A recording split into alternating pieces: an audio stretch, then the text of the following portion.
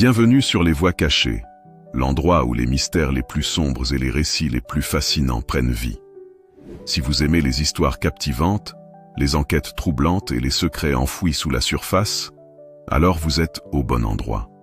Installez-vous confortablement. Laissez-vous emporter par cette affaire terrifiante qui dépasse l'entendement. Aujourd'hui, nous vous plongeons dans un récit sinistre, une affaire qui a secoué la ville tout entière. L'histoire incroyable d'une serveuse condamnée à perpétuité pour un empoisonnement en plein service. Comment une simple journée de travail s'est-elle transformée en un cauchemar judiciaire? Quel sombre secret se cache derrière ce terrible incident?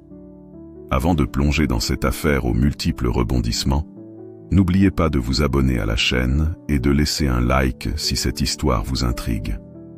Vos commentaires et vos théories sont les bienvenus, car ici, chaque détail compte. Prêt à découvrir l'impensable? Alors, commençons. Ce sourire, Lola l'avait arboré toute la soirée malgré la fatigue qui pesait sur ses épaules. Les commandes affluaient, les clients bavardaient, la musique jazzy qui flottait dans l'air ajoutait une ambiance feutrée à la salle. Rien ne laissait présager qu'avant minuit, le bistrot des merveilles deviendrait la scène d'un drame macabre. Vers 21h30, un groupe de 4 personnes s'installa à la table numéro 7, celle qui était située près de la fenêtre, offrant une vue pittoresque sur les lumières de la ville. Lola s'en approcha, son carnet de commandes à la main, son sourire professionnel collé au visage. « Bonsoir, bienvenue au bistrot des merveilles. Puis-je vous proposer notre plat du jour ?» L'un des hommes hocha la tête avec un sourire poli. Un autre, plus corpulent et visiblement peu amène, grogna quelque chose d'inintelligible. Lola ne s'en formalisa pas. Elle avait l'habitude des clients difficiles. Le groupe commanda une bouteille de vin rouge de la maison, accompagnée de plusieurs plats principaux. Lola nota rapidement les demandes avant de s'éclipser vers le comptoir. Elle prépara les boissons, apporta le pain frais, échangea quelques sourires rapides avec ses collègues. Rien qui sorte de l'ordinaire. Puis vint le moment de servir les plats. Elle disposa les assiettes avec soin devant chaque convive, ses gestes précis et mesurés. L'instant d'après, elle se retira pour s'occuper d'autres tables, la routine habituelle d'une soirée chargée. Mais ce n'était pas une soirée comme les autres. À 22h12 précise, un cri retentit dans la salle. Tous les regards se tournèrent vers la table numéro 7. L'homme corpulent s'était effondré sur sa chaise, convulsant violemment. Sa compagne se leva précipitamment, hurlant pour demander de l'aide. Lola accourut, le cœur battant, les yeux écarquillés par la panique. Les secours furent appelés immédiatement. Mais il était trop tard. L'homme ne respirait plus lorsque les ambulanciers arrivèrent. Les clients furent évacués. Les lumières trop crues de la police remplacèrent les douces lueurs du restaurant. Lola, secouée, répétait à qui voulait l'entendre qu'elle n'avait rien fait d'anormal. Elle avait simplement servi un plat. Juste un plat, comme elle en servait des dizaines chaque soir. Mais lorsque l'autopsie révéla la présence d'un puissant poison dans le plat de l'homme décédé, les regards se tournèrent aussitôt vers elle. Comment aurait-il pu en être autrement? Elle était celle qui avait déposé l'assiette fatale sur la table. Les interrogatoires furent brutaux, les accusations féroces. Lola se retrouva plongée dans une spirale infernale. Ce soir-là, sa vie bascula, tout comme l'opinion publique qui la condamnait déjà sans même connaître la vérité. Mais pourquoi quelqu'un l'accuserait-elle d'un meurtre qu'elle n'avait pas commis? Et surtout, pourquoi cet homme avait-il été ciblé? Lola ne le savait pas encore, mais ce service maudit n'était que le début d'une enquête bien plus complexe que ce que l'on pouvait imaginer. Les jours qui suivirent l'incident furent un véritable cauchemar pour Lola. Arrêtée sur le champ, elle fut interrogée pendant des heures par des enquêteurs déterminés à lui faire avouer un crime qu'elle n'avait pas commis. Ses protestations d'innocence résonnaient comme des échos étouffés contre des murs d'incompréhension. Dans la salle d'interrogatoire, l'air était glacial. L'inspecteur chargé de l'affaire, un homme au visage anguleux nommé Victor le Marchand, la dévisageait avec une intensité troublante. Il avait déjà conclu que Lola était coupable, ou du moins, il semblait en être convaincu. Vous réalisez que le poison retrouvé dans l'assiette est de la tétrodotoxine. Un produit extrêmement dangereux, rarement disponible sur le marché. Comment vous l'êtes-vous procuré? Je ne me suis procuré de rien, vous devez me croire. Mais ces paroles tombèrent dans le vide. Le poison, retrouvé en quantité létale dans le plat de la victime, ne pouvait pas être là par accident. L'inspecteur Lemarchand ne voyait qu'une coupable, elle. Le restaurant fut perquisitionné, chaque recoin fouillé minutieusement. Les caméras de sécurité furent passées au crible. Rien d'anormal. Aucune trace de quelqu'un qui aurait pu manipuler l'assiette après que Lola l'ait posée sur la table. Mais ce que Lemarchand ignorait, c'était que quelqu'un avait soigneusement planifié cette mise en scène. Lorsque Lola fut transférée en détention provisoire, elle commença à sentir l'étau se refermer sur elle. Son avocat, Meucaron, faisait ce qu'il pouvait pour tenter de démontrer l'absurdité des accusations, mais tout jouait contre elle. Les témoignages des clients, l'absence d'empreintes supplémentaires sur l'assiette, et cette tétrodotoxine, produit rare et pourtant utilisé comme une arme invisible. Ils veulent te faire de vous un exemple, Lola, lui confia son avocat un soir de visite, le visage tendu par le stress. L'opinion publique est déjà contre vous. Les médias ne parlent que de cette affaire depuis des jours. Mais je n'ai rien fait. Pourquoi est-ce si difficile à croire? Répondit-elle, la voix brisée par la fatigue et l'injustice. Parce que tout porte à croire le contraire. Lola était dévastée. Enfermée dans une cellule froide, elle revivait chaque instant de cette soirée fatidique, cherchant le détail qui aurait pu lui échapper. Comment cette toxine mortelle avait-elle pu se retrouver dans l'assiette qu'elle avait servie? Pendant ce temps, l'inspecteur Lemarchand poursuivait son enquête avec une détermination féroce. Les preuves semblaient irréfutables. Et pourtant, quelque chose clochait. Il n'arrivait pas à se défaire d'un malaise persistant. Les rapports d'autopsie indiquaient une concentration anormalement élevée de tétrodotoxine, bien trop précise pour être un accident. Et puis, il y avait cet appel anonyme qu'il avait reçu 2 jours après l'arrestation de Lola. « Vous cherchez au mauvais endroit », avait chuchoté une voix grave, presque déformée par un modulateur. Lola Martin est innocente. Lemarchand avait d'abord pensé à une mauvaise blague. Mais plus il étudiait le dossier, plus les incohérences se multipliaient. Par exemple, pourquoi la tétrodotoxine? C'était un choix de poison inhabituel, extrêmement difficile à obtenir. Et surtout, pourquoi Lola aurait-elle voulu tuer cet homme précisément? Décidé à en apprendre plus sur la victime, il fouilla dans son passé. L'homme décédé, Alain Verneuil, était un riche homme d'affaires dont les investissements s'étendaient sur plusieurs secteurs. Mais il n'était pas aussi irréprochable qu'il le prétendait. Ses activités dissimulaient de nombreuses zones d'ombre. Lemarchand découvrit que Verneuil avait récemment été impliqué dans un scandale immobilier qui avait ruiné des centaines de familles. En épluchant les enregistrements des caméras de sécurité, il finit par repérer un détail troublant.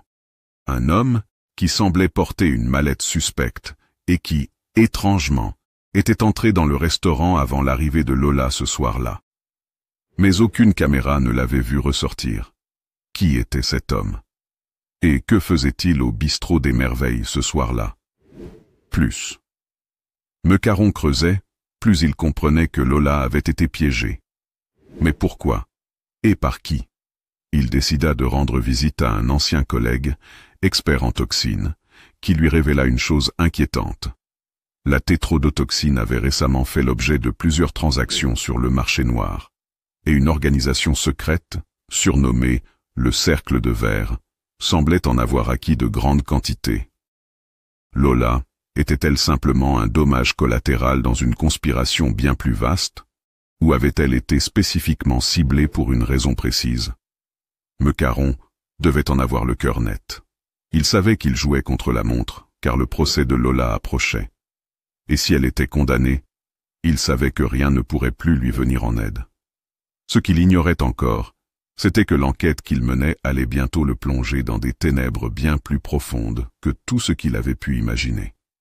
Le procès de Lola approchait à grands pas, et son avocat, Mecaron, redoublait d'efforts pour prouver son innocence. Mais plus il avançait dans ses recherches, plus il se heurtait à un mur d'ombre et de silence. Pendant ce temps, Mecaron avait découvert quelque chose d'étrange. L'homme mystérieux aperçu sur les caméras de sécurité, celui qui portait une mallette, n'était autre qu'un certain Étienne Marlowe, un ancien chimiste devenu consultant pour des industries peu scrupuleuses. Sa présence au bistrot des Merveilles ce soir-là n'avait rien d'un hasard. Le marchand, l'inspecteur qui était convaincu de la culpabilité de Lola, commençait lui aussi à douter. La piste d'Étienne Marlowe éveilla sa curiosité. Pourquoi cet homme, réputé pour ses compétences en manipulation de toxines, s'était-il trouvé sur les lieux du crime quelques minutes avant l'empoisonnement fatal? Une entrevue musclée avec Marlowe permit de révéler une partie de l'énigme. Marlowe admettait avoir été embauché par un client anonyme pour livrer un colis au bistrot des Merveilles. Son rôle s'arrêtait là, prétendait-il, et il ignorait tout de l'empoisonnement. Mais Mecaron n'était pas convaincu. Il obtint finalement l'autorisation d'accéder au relevé téléphonique de Marlowe, découvrant plusieurs communications récentes avec une ligne inconnue, protégée par un réseau crypté. Lola, elle, attendait chaque nouvelle avec une impatience désespérée. L'espoir renaissait doucement, mais la peur d'une condamnation imminente lui ôtait le peu de force qui lui restait. Finalement, une découverte majeure allait changer la donne.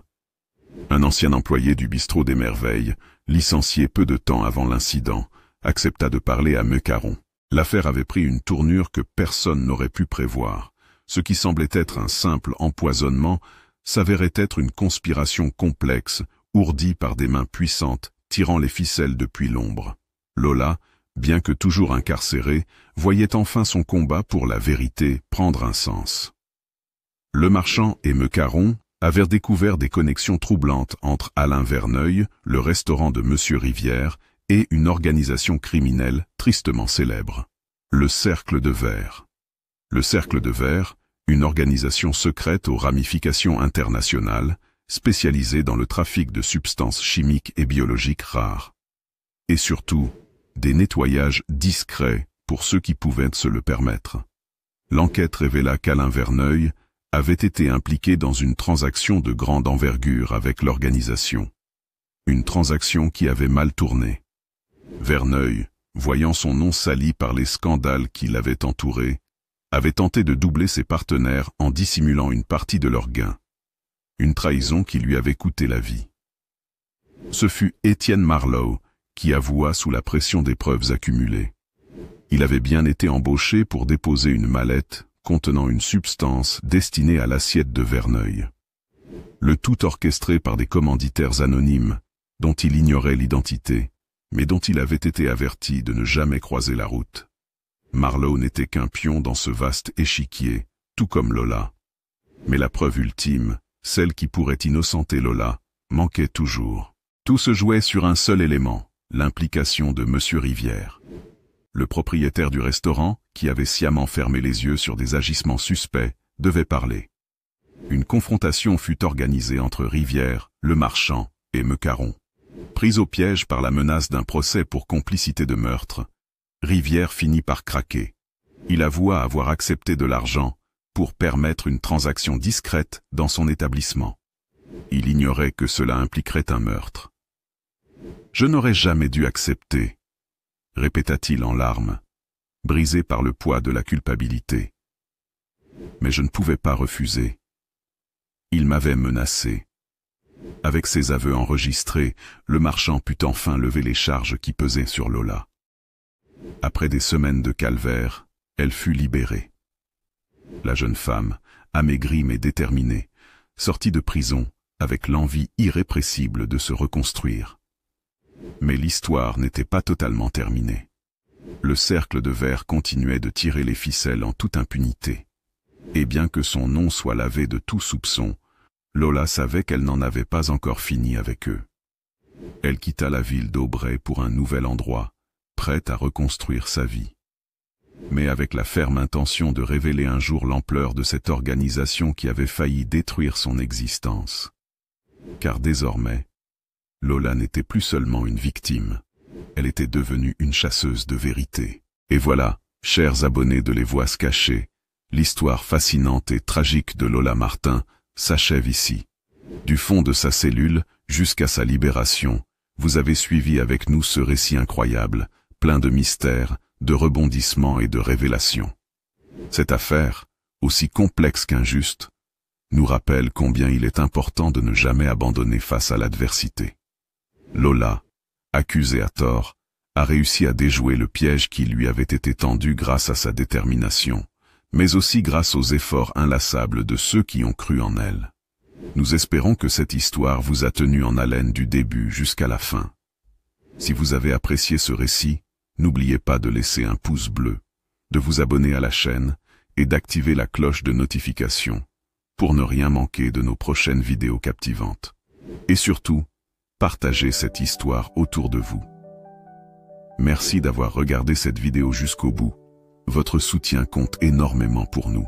N'hésitez pas à nous dire en commentaire ce que vous avez pensé de cette affaire mystérieuse et si vous aimeriez en entendre d'autres tout aussi intrigantes. À très bientôt sur Les Voix cachées pour de nouvelles histoires qui défient l'entendement.